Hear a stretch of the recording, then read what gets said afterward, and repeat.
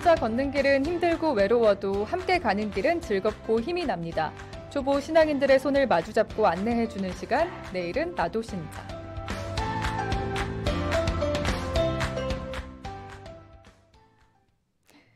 네, 이 시간에는 새신자로 거듭나기 위해서 준비 중인 예비신자를 직접 만나서 어떻게 신앙생활하고 있는지 들어보고요. 또 예비신자들의 궁금증도 눈높이에 맞게 알기 쉽게 풀어드립니다. 예비신자들의 길잡이가 되어주실 두암동 본당 김계홍 요한 크리소스토모 신부님 함께 하십니다. 안녕하세요, 신부님. 안녕하세요. 네, 신부님과 함께하는 이 시간 페이스북과 유튜브 또 CPBC 빵 앱의 보이는 라디오 통해서도 지금 생중계되고 있으니까요. 많이 찾아와 주시고 댓글도 남겨주세요. 신부님, 어제 오늘 사이에 보니까 곳곳에 꽃이 많이 폈더라고요.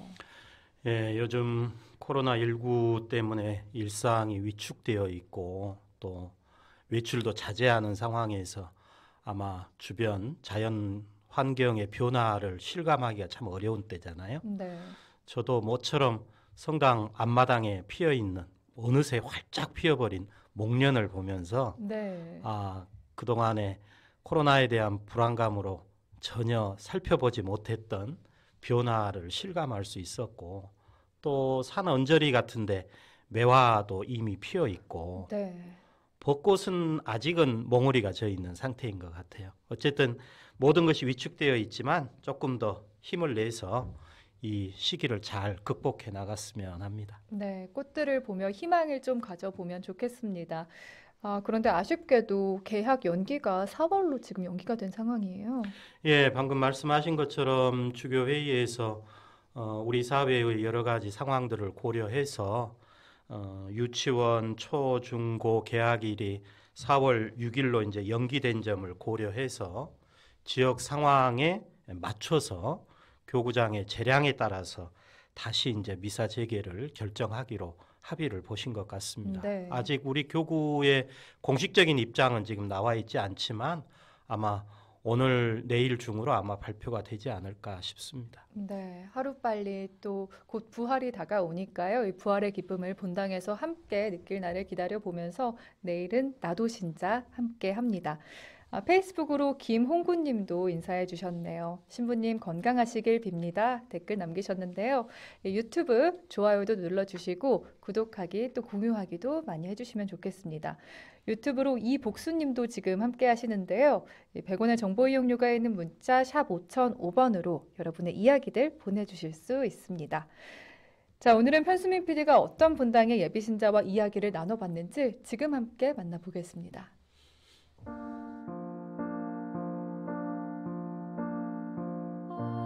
주님, 오늘 생각과 말과 행위로 지은 죄와 허물을 소홀히 한 죄를 자세히 살피고 그 가운데 버릇이 된 죄를 깨닫게 하소서.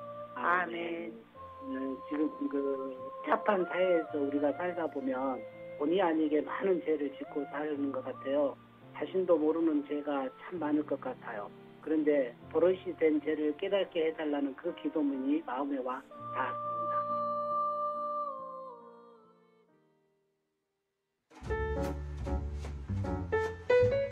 제가 오늘 만나볼 분들은 산수동 본당의 예비신자분들인데요. 부부 신자라고 합니다. 지금 바로 만나보시죠. 안녕하세요. 예, 안녕하세요.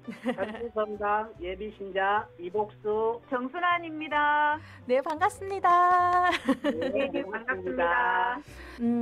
그런데 지금 각 본당에서 미사가 중단됐습니다. 그리고 산수동 네네. 본당에서 지금 예비신자 교리 교육도 중단이 됐을 것 같은데 어떻습니까? 지금 산수성당에서는 그 SNS를 통해서요 서로 공유하고 있고요. 주임 신부님께서 동영상으로 코로나19 확산에 따른 미사나 주의사항, 또 행동요령 같은 홍보 영상을 신자들한테 보내주셨어요. 또 집에서 기도하고 성경 공독 선행하는 것으로 미사를 대신하고 광주 카톨릭 성화방송으로 영상으로 주일 미사를 제작해서 올릴 계획이라고 함께 하기를 권유하고 있는 것 같습니다. 네, 이복수 형제님께서 아주 잘 말씀을 해주셨는데요. 감사합니다. 코로나19로 지금 전국이 힘듭니다. 어려움을 겪고 있는데요. 방송을 통해서 응원 메시지를 남겨주시면 좋겠는데 네, 지금 코로나 때문에 모두가 힘들어하고 있죠. 아무리 추운 겨울도 계속되지는 않잖아요. 추운 겨울이 지나면 따뜻한 희망의 봄꽃들이 향기를 가지고 찾아올 거라 생각해요. 코로나19 우리 함께 묵묵히 이겨냈으면 합니다. 파이팅! 화이팅! 네, 두 분의 이렇게 힘찬 기운에 힘입어 코로나19 빨리 지나가길 저도 함께 응원하는 바이고요. 우리 이복수 형제님 그리고 정순원 자매님께서는 천주교 신자가 될 생각은 처음에 어떻게 하셨어요? 저는 오래전부터 성당에 다녀야지 하는 생각은 하고 있었습니다. 근데 여건이 녹록지가 않았어요. 근데 가족같이 지내고 있는 형님하고 형수님이 계시는데 저희한테 많은 관심을 주셨어요. 그냥 성경책도 사다 주시고 뭐 여러 가지 우리가 성당 다니는데 필요한 것을 여기 하시면서 막 권유를 하셨고 또 친구도 권유를 했고 그리고 제가 아는 두 수녀님께서 응원을 많이 해주셨어요. 한 분은 노시나 수녀님이시고요. 한 분은 마케아 수녀님. 한 분은 지금 카리타스 수녀원에 계시고요. 한 분은 남동성당에 계십니다.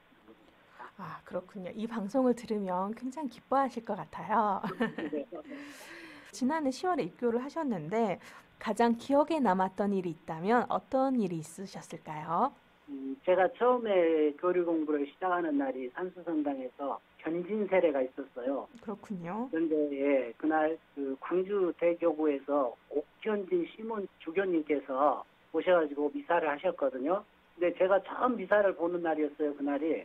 근데 처음 미사를 주교님이 하셨다는 것이 그렇게 흔한 일이 아니라고 그래요.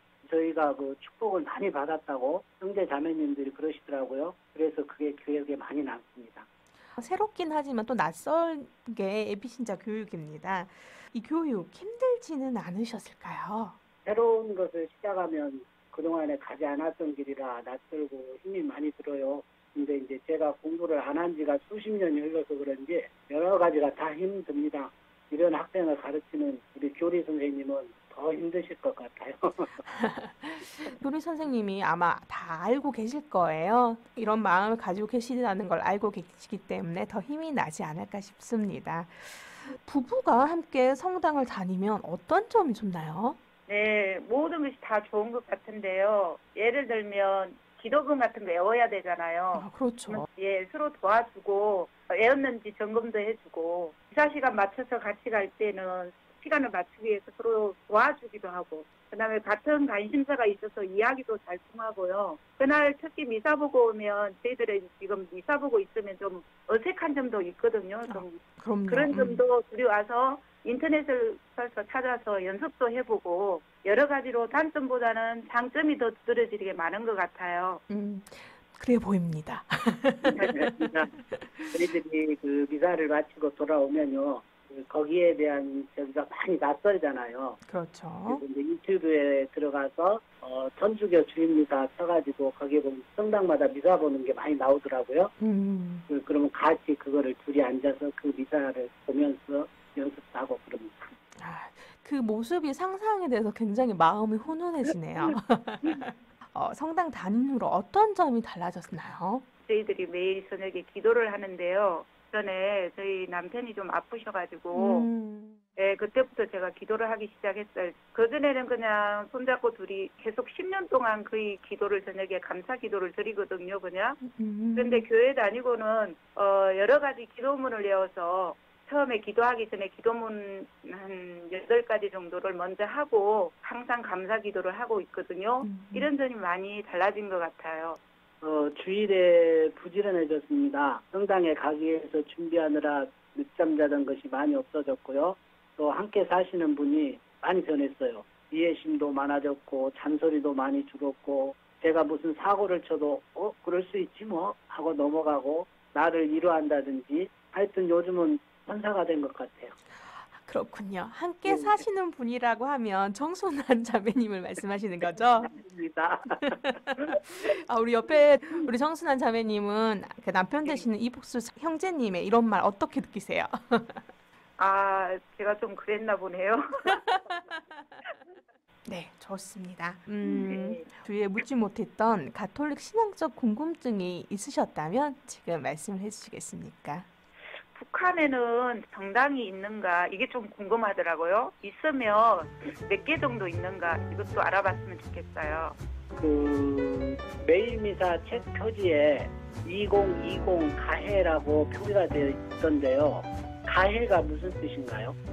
김재홍 신부님. 제 궁금증을 풀어주세요.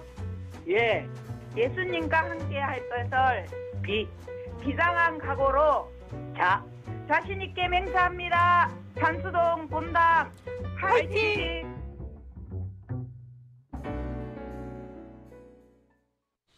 네, 여러분은 지금 향기로운 오후 주님과 함께 두암동 본당 김계홍 신부님과 예비신자들의 신앙생활 궁금증들 알아보고요. 또 함께 궁금증 풀어가는 내일은 나도 신자 듣고 계십니다. 오늘은 산수동 본당의 예비신자인 이복수, 정순환 부부를 만나봤고요. 앞서 보이는 라디오 화면으로 본당의 사진들, 또 이 부부의 사진도 볼 수 있었는데 어떻게 보셨어요, 신부님? 예, 저희 본당 바로 옆에 있는 이웃 본당이라 네. 그리고 또 두암동 본당에서 분리된 본당이어서 물론 이제 지금은 대단히 주택 단지를 품고 있기 때문에 신자 구성층들이 좀 조화를 이루고 있죠. 그래서 아주 활발하게 움직이고 있는 본당으로 알고 있습니다. 네, 그 활발함이 여기까지 느껴지는 것 같습니다. 이 빵톡으로 모니카님이 예비신자 여러분 반갑습니다. 예비신자의 목소리에서 사랑이 넘쳐나네요 하셨는데요. 그러게요. 그 예비신자 부부의 사진에서 다정함이 넘쳐나는 게 느껴지기도 했습니다. 그러게요. 네, 오늘 그럼요. 산수동 본당 예비신자들의 궁금증들 하나씩 풀어보겠습니다. 첫 번째 질문이에요. 북한에 성당이 있는지, 있다면 얼마나 있는지에 관한 것이었는데요. 이 부분도 저희가 신부님 꼭 알고 넘어가면 좋을 것 같아요. 예, 매년 공개하는 한국천주교회 공식 통계에서는 이제 비록 휴전선을 기준으로 남북이 분단되어 있긴 하지만 과거 북쪽에 있었던 교구의 이름을 함께 제시를 하고 있습니다. 그러니까 남쪽에는 아시는 것처럼 서울, 광주, 대구 이렇게 세 개 대교구로 구분이 되는 16개 교구가 있는 거고요. 북쪽에는 서울, 평양, 함흥이라고 하는 이름으로 불리는 세 개 교구와 덕원 자치구라고 하는 수도원구가 존재를 합니다. 네. 그러니까 이제 북쪽 교구의 이름은 사실은 1945년에 일본 제국주의로부터 해방될 당시의 상황을 우리가 그대로 지금 유지를 하고 있는 것입니다. 이 중에서 이제 특별한 것은 서울교구라는 이름이 아직도 존재한다는 것인데요. 네. 서울교구라는 이름을 아직도 사용을 하는 것은 1948년에 남과 북에 이제 각각 분단 정권이 들어서기 전까지 황해도 지방도 서울교구 소속이었기 때문에 현재는 그대로 서울교구라는 명칭을 쓰는 거죠. 네. 그리고 이제 당시에 그 만주 북간도 지방에 있는 조선인 신자들로 구성이 돼 있었던 연길교구도 있었다고 합니다. 그런데 이제 2차 세계대전 이후에 이 지역에 대한 중국의 주권이 행사가 되면서 우리나라 교회에서 이제 분리돼서 중국 교회로 이관이 된 것이죠. 북쪽에 이제 공산 정권이 들어선 이후에는 종교에 대한 여러 가지 편견과 함께 어려움을 이제 겪게 되겠는데요. 대부분의 성직자들은 체포됐고, 교회는 폐쇄되고, 교회 재산은 몰수되고, 수도원은 해산된 거죠. 이제 아직도 남과 북의 교류나 소통이 원활하지 않기 때문에 우리가 북쪽 상황을 정확하게 파악을 한다는 것은 쉽지가 않습니다. 네. 그런데 이제 지금까지의 이제 정보를 보면 1980년대 이후로 북한 정권은 종교에 대한 정책을 새로운 방향으로 전환을 했다 그럽니다. 소위 북쪽 방식에 따라서 종교를 관리를 하는 거죠. 네. 그래서 이제 천주교 측 입장에서 보면 복음서도 발행하고 있고 가톨릭 기도서도 발행하고 있고 또 선교 팜플렛까지도 간행을 하고 있고 평양에는 장충성당이라고 하는 것을 짓고 조선 천주교인 협회라고 하는 신자 단체도 구성을 한 것으로 알려지고 있습니다. 그리고 이제 1999년에는 이 조선 천주교인 협회를 조선 가톨릭 협회로 이름을 변경까지 했다 그럽니다. 그리고 이제 조금 더 우리 입장에서 구체적으로 알 수 있었던 것은 1998년 5월에 네. 서울교구의 민족화해위원회 차원에서 평양의 장충 성당을 방문한 적이 있습니다. 그리고 이제 그 성당에서 북쪽의 신자들을 만났던 적도 있는데요. 그때의 이제 정보와 기준에 따르면 북쪽에 대략 3,000명의 신자들이 아직도 신앙생활을 하고 있는 것으로 알려지고 있는데요. 네. 아마 이분들 가운데는 한국전쟁 이전에 세례를 받은 우리가 흔히 얘기하는 구교우 신자뿐만 아니라 80년대 후반 이후에 새롭게 영세한 신자들도 아마 다수 포함되어 있으리라고 짐작을 합니다. 그렇지만 현재 북한에는 단 한 명의 성직자도 없고 또 수도자도 없죠. 따라서 북한의 신앙 공동체는 우리가 생각하는 것처럼 온전한 교계 제도를 갖춘 교회라고 하기에는 한계가 있다고 봐야 할 것입니다. 네, 그렇겠군요. 현재 보면 평양교구는 서울대교구장이 또 함흥교구는 춘천교구장이 겸직하고 있는 상황인데요. 여기에 대해서도 알려주시면 좋을 것 같아요, 신부님. 예, 평양교구는 1927년에 평안 남북도를 관할하는 지목구로 설정이 됩니다. 네. 여기서 이제 지목구라는 표현을 그냥 일반적으로 교구로 이해를 하시면 되겠습니다.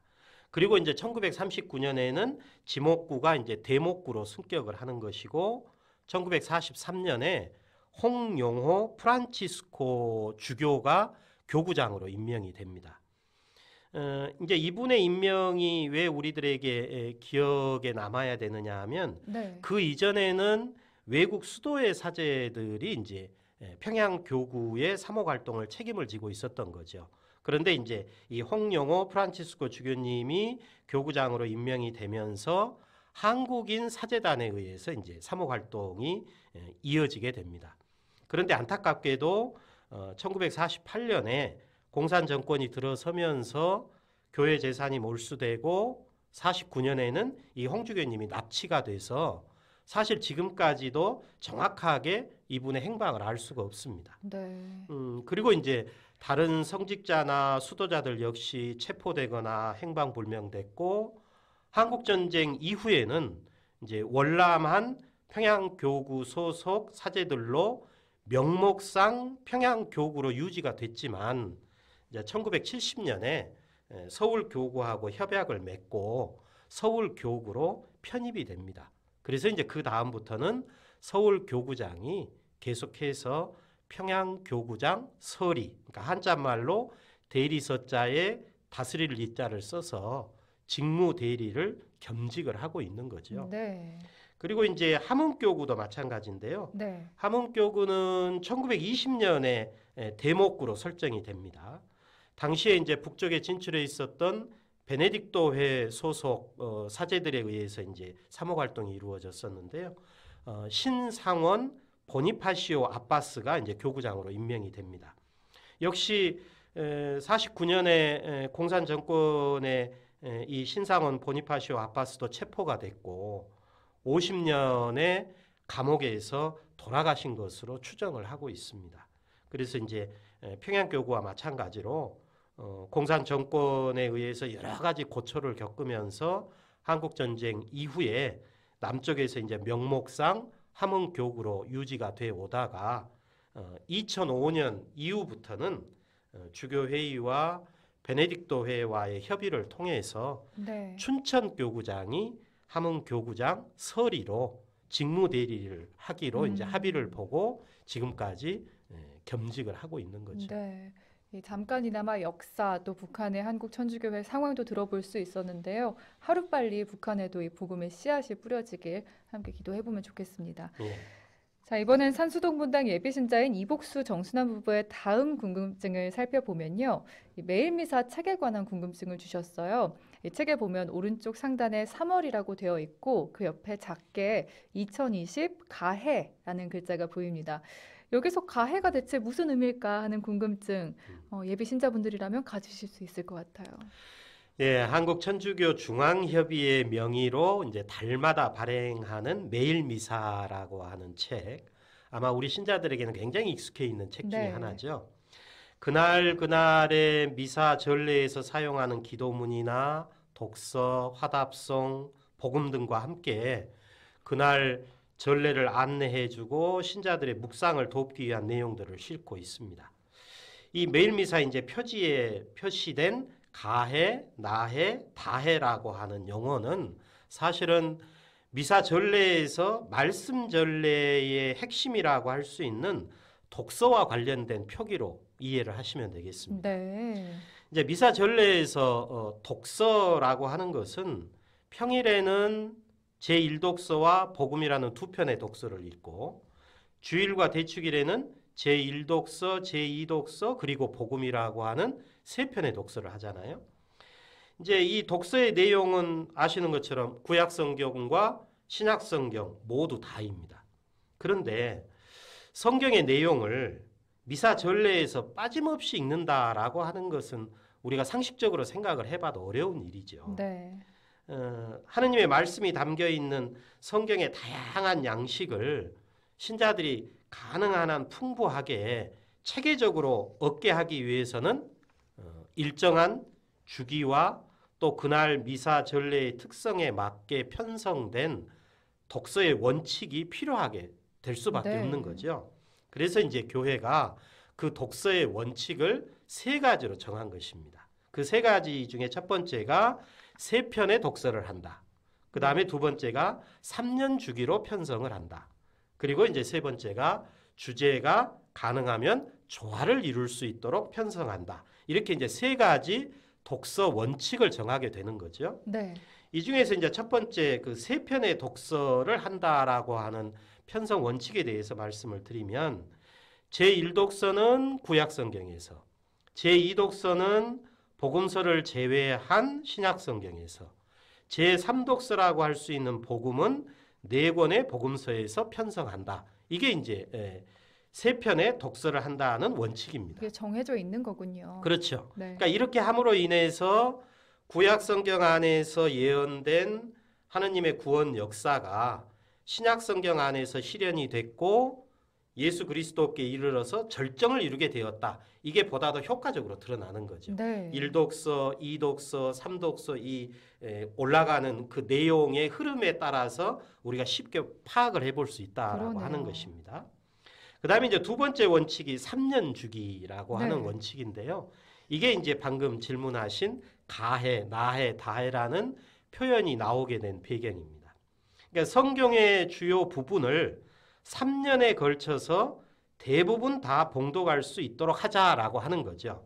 그러니까 아마 너무 길거나 너무 짧지도 않은 적당한 기간을 3년이라고 생각을 한 네. 것입니다.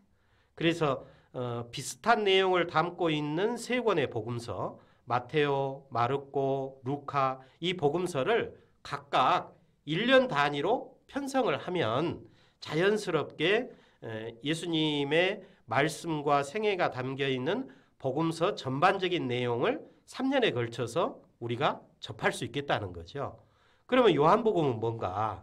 사실 우리 신자분들이 요한복음을 보시면 아시겠지만 마테오나 마르코나 루카와 달리 요한복음은 좀 복음의 편성 방식이 많이 다르잖아요. 네.